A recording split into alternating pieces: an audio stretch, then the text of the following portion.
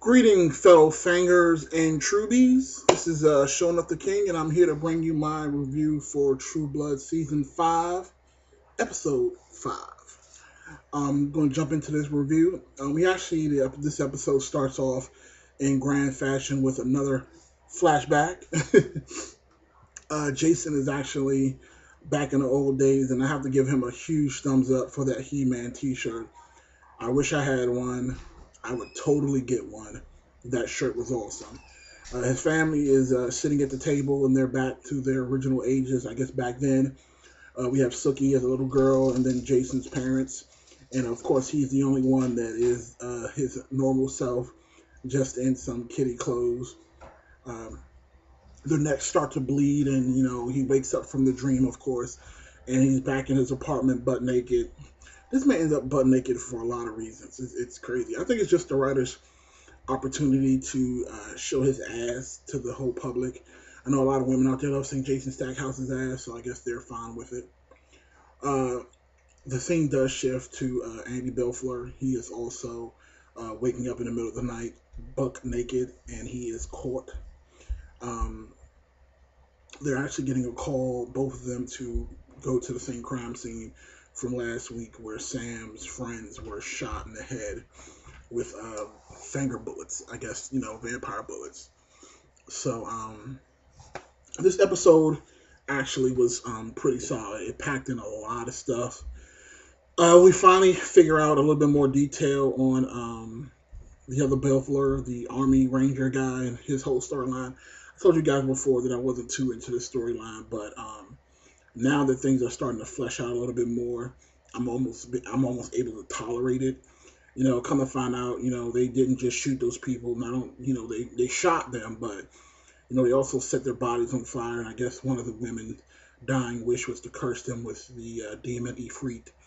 One thing I will want to say about this is the thing that always surprises me about this show is the ridiculousness of what the characters say. Like the guy that was with Belfleur, Andy, he was so shocked to think that there could be a demon called Ifrit.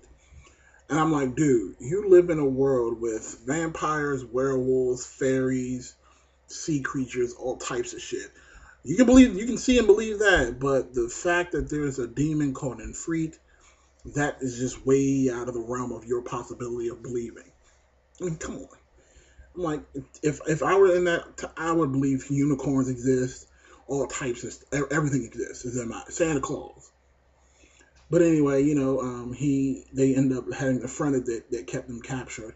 They actually ended up turning the tables on him, tying him to the chair, and Ifrit goes down and gets him. So that's kind of where we left off with them. I'll jump to Tara. Tara's story is actually getting very interesting. And again, like I said last episode, the things that Tara did, I actually started to enjoy. I'm actually enjoying the fact that she's a vampire. And again, like I said, I was one of those people who really hated the fact that they turned Tara. I thought that when her sacrifice for Sookie, she should have died. But her coming back and seeing the storyline that she's having right now, just getting that perspective on how it really feels to be a vampire. I felt like when we saw other people get changed, we didn't get that. But we're getting it now, and I'm actually really enjoying it. Just her conversation with Jessica over at Fantasia. Just her talking about, biting feels like sex, and wait till you have sex and bite at the same time. Just their whole little conversation about them trying to be friends. I really thought that, that their chemistry together was just really meshing. So I was like, okay, I can see them, interacting with each other, and it gives Jessica a story to follow because, again, her whole college stuff is done. So now I guess her whole little situation with Tara is what's going to be going on this season. And it all ends up culminating towards the end of the episode with her and Tara getting into a huge fight in the bathroom because Tara started sucking on her ex-boyfriend. And I guess she was going a little bit too far, and Jessica had to stop her, and they ended up fighting. So we got a little cat fight action going on. I thought it was awesome. What else happened this episode? Yes, we are also still dealing with the whole Russell Edgington story. This was the biggest part of the episode, and overall, again, it had a lot of tense moments, like them going through that scary house or whatever the hell they were. It actually had some really tense moments. They found this huge room with a bunch of bodies in it. And, you know, they were basically getting fed to Russell Edgington one by one, and he was literally draining them. So what ends up happening is they finally get to the room where Russell is, and he's just laying there, and he's talking to him. And, you know, Eric pulls out his steak, and he's getting ready to go finish the job. And Russell tells him simply, you know, I'd like to see you try. Then literally the episode ends with Alcide getting dragged away by something. I don't know what the hell this something is. They're strong enough to drag away a werewolf. And, like, I don't know. And that dude, Alcide's huge. Like, speaking of Alcide, him and Sookie almost had their moment. You know, I was thinking to myself, I'm like, season 5 of True Blood, you know, we're already up to episode 4, and we haven't seen any naked Anna Paquin yet. I was like, what's going on, guys? Every season we get lots of naked Anna Paquin, but we didn't get it yet. So I was like, okay, we're going to see it this episode, but we didn't, which is fine. No big deal. I just thought, you know, now that she's actually married to Bill in real life, maybe they'll cut back on all that nudity, but I know the guys out there, they want to see it. I know you guys do. Anyway, so their sexual moment was stopped short with Bill and Eric showing up and, you know, basically telling Sookie that they need her help to unglamour this guy that was glamored, who just so they can try to figure out who released Russell Edgington. Now, there was a pendant involved, and the problem with that is they found out it was a woman, and they found out the woman was wearing this pendant. But the problem is the authority has the young lady that's Eric's sister. She also has the same pendant, and the other head lady, I can't remember her name, she also has the pendant. So definitely one of them has something to do with this whole Russell Edgington thing.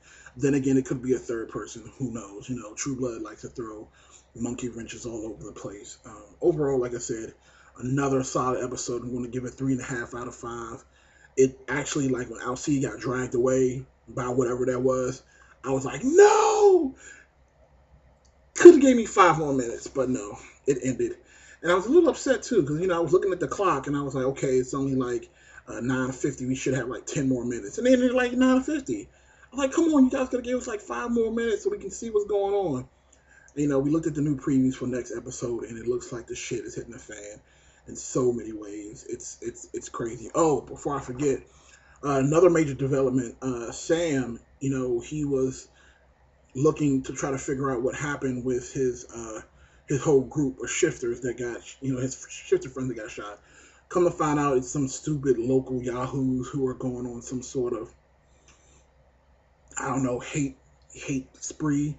You know, it's kind of, you know, I'm not going to get that deep. It's too late for all that. But literally, you had a couple guys in masks, and they were literally just running around shooting shifters. You know, they shot Sam, and they shot his girlfriend, and it looks like she dies. The little girl came out, and they were getting ready to shoot her too. But luckily, she turned into a wolf, ran out of her little PJs, and ran into the woods. So hopefully, you know, she'll be safe, and, you know, the vigilantes won't get to her. You know, Jason is still dealing with the repercussions of finding out that vampires killed his parents.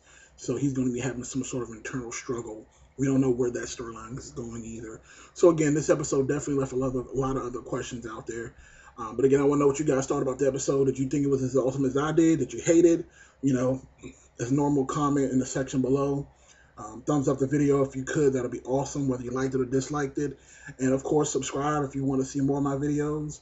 You can also check out my channel. I also have the other 4 episodes of True Blood up. You can go ahead and check those out as well. This is Showing Up the King. You guys have a awesome evening.